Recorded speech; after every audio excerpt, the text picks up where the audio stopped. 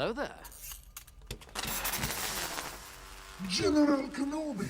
So, yeah, Baldur's Gate 3, it's incredible. And I just want to talk about my experience, and as someone who hasn't really played much D&D before, what it was like hopping into the game, how well like things are explained to you or not explained, kind of how forgiving systems are, and just how incredible the game is, and try and convince you the best I can to please play the game, because it's genuinely one of the greatest and most deepest games I've ever played, and I'm only like 28 hours in, which sounds like a lot, and it is a lot, but at the same time I feel like I have like not scratched the surface of so many of the game's systems and areas and characters for sure. Like, I'm just now getting into a lot of the deeper character relationships, and I'm not even done with Act 1 out of 3. So yeah, I have a lot more to do.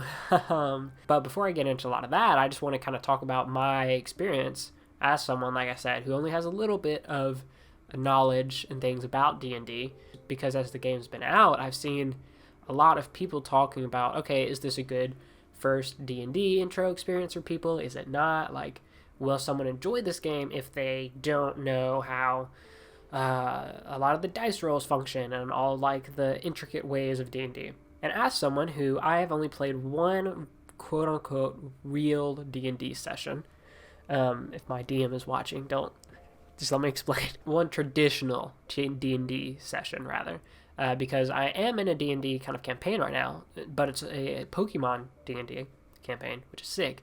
But the way the world functions is like a traditional D&D experience, which Baldur's Gate 3 literally, it's making me understand my own campaign better, and I'm excited to now go and play more of that campaign and then interact with the world in different ways, because it's insane. Speaking of someone who's barely played D&D, the introduction to the game and the character creation and all of that was super overwhelming. I will admit, it shows you all your stats. It's like basically just building a D&D character sheet, which I was a little familiar with, right?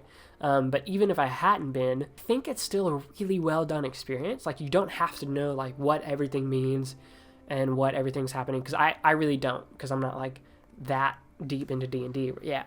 But if you do know what everything is, it's going to make your experience, like, I'm sure your experience would be just even better than what mine has been.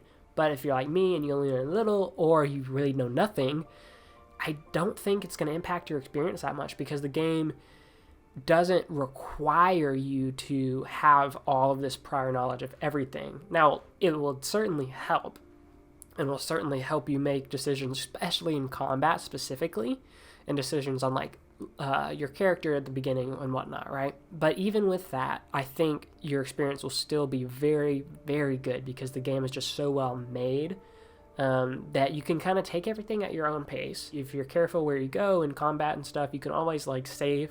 You can always go back on a save. Some people don't like that, but I really only do that with combat, not like dice rolls. But if I'm like, ooh, I wasn't prepped for combat, my whole party's about to die, I'm just gonna reload the save and heal, and then we go in.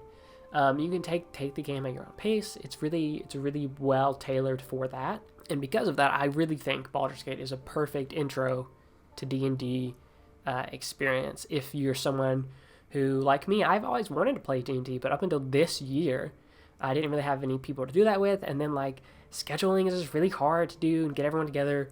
So if you want that experience, you're obviously not playing with people, but you can, and this is a multiplayer game, so you can play with other people.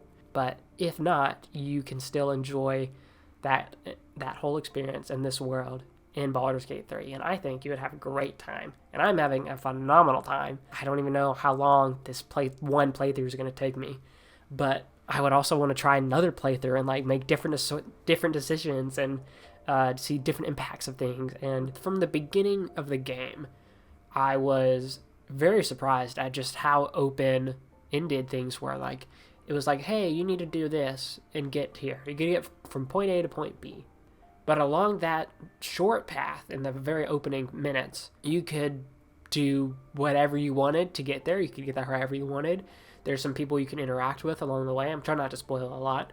And you can choose to interact with them, or you can choose not to. And you run into them later on, and depending on if you interacted with them or not, it changes that second dialogue interaction.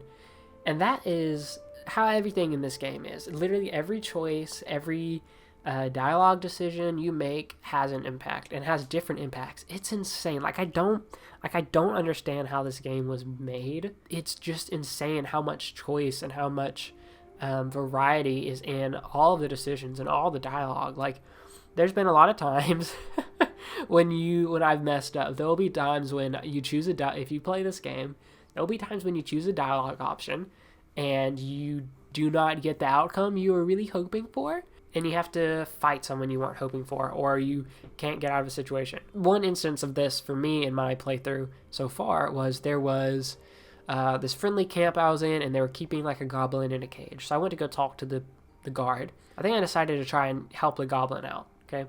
Because it seemed like they would provide me with some answers of things I needed. So I decided to help the goblin out, end up having to fight the guards, and then I get thrown in jail myself.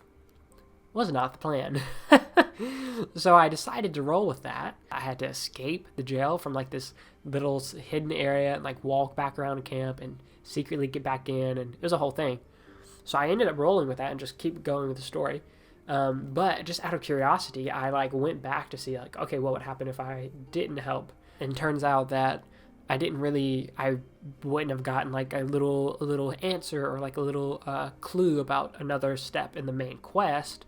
Again, trying to be as vague as possible, because there's a lot of story here.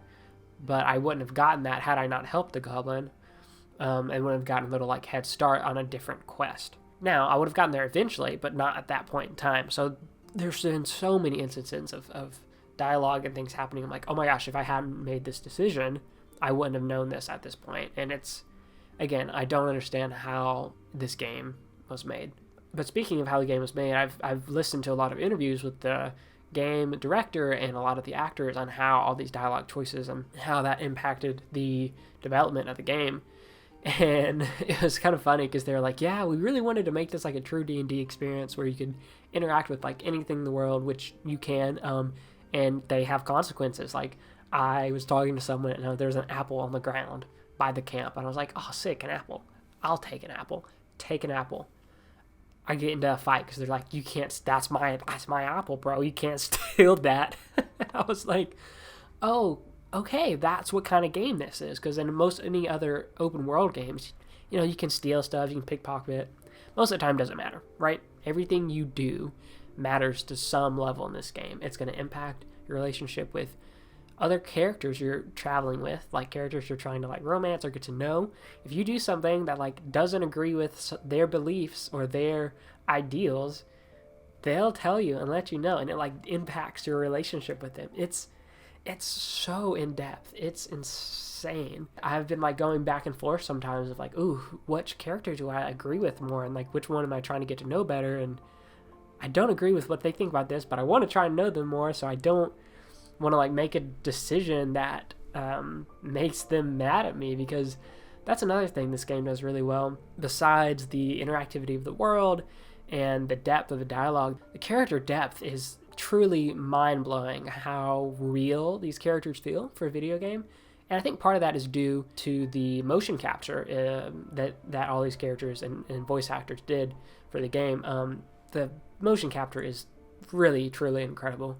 Like, every interaction is motion captured, and it looks phenomenal. You can see all the facial reactions and things, and whether it's like a human character or like a Githyanki, it's all just done really well, and really that sells the performance. But also the delivery, the voice lines, so good. The actors kill it. Every single voice actor is like, makes their character come alive. You can tell they're having a good time, and I've watched a lot of interviews with them, and they really did have a good time, and it was cool hearing a lot of behind the scenes things. But the characters themselves are just so well written, and each and every main character in your party, or that you can meet along the way, they all have this depth and these characteristics and struggles. Like, each and every one has something they're dealing with, and like, you're all trying to reach the same goal, but at the same time, each character is struggling with their own things and ideals, and it conflicts often with the main quest, and it conflicts with what your character sometimes wants. It can conflict, or it cannot, depending on your choices. Again, it's such an immersive experience because, like I said, everything you do matters,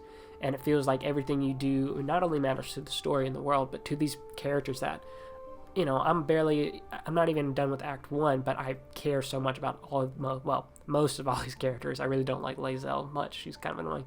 But all the other characters I really care deeply about. And there's a part in the game where you like save this village and you get to have a little party with them afterwards where everyone's drinking, eating, have a good time. You can go talk to all these characters and hear like what their thoughts on how the saving went and stuff like that, and how your journey has been thus far. And it just feels so alive, and it's so amazing. And I didn't really think I would enjoy the third-person isometric turn-based kind of combat and the experience of the game of just exploring in a isometric third-person kind of view. But it's really grown on me, and it's grown on me really because of these characters and the way you can interact with everything in the world. Let me know your thoughts on the game, and if you've been playing it, if you've been enjoying it, if you're someone like me who had little to no D&D experience, what your thoughts are. If you agree with me, if you don't agree, whatever, share.